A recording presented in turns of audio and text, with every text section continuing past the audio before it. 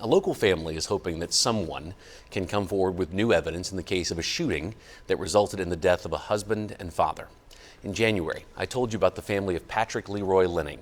On a Saturday in July of 2021, the video you're looking at here, he went with his adult daughter to Kansas City, Kansas to help her complete the purchase of a car. They met the seller in the parking lot of a bank on State Avenue. And while they were there, gunfire broke out in a nearby sporting goods store after an altercation inside. One of the people involved in that, fleeing from the gunshots, drove his car into the bank parking lot, crashed into another car, and that hit Mr. Linning. Linning died at the hospital that day. So last week, I sat down with his daughter for the first time, whose memory is still scarred with what happened. I just remember it so clearly, everything that had happened, just hearing the gunshots and our reaction to it, and then seeing the car coming, and then I remember everything that I said, everything that I said to him when he got out of the car. Now, I've been working with this family for more than a year as they've waited for answers. They got one in January, more than 4 years after the fact, when this man, Angelo Hill, was charged with Linning's murder, as well as criminal discharge of a firearm and aggravated assault. Authorities allege that Hill was the man firing shots in the nearby store. Hill is actually in prison already in another state on a separate conviction, but so far, no one else has been charged with a crime, including the driver who hit and killed Linning, and who Samantha tells me she actually held at the scene until police arrived there.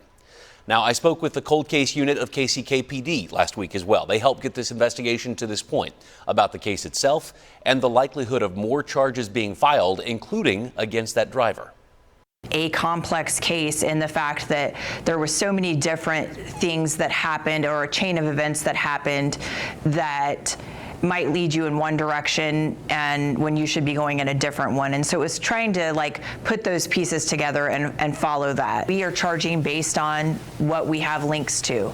And right now that person is not being charged. And I won't say never, but it could change. But right now it does not appear that that's happening. Now, Linning's family tells me that they are thankful for the work that has been done, but they still feel that more is possible.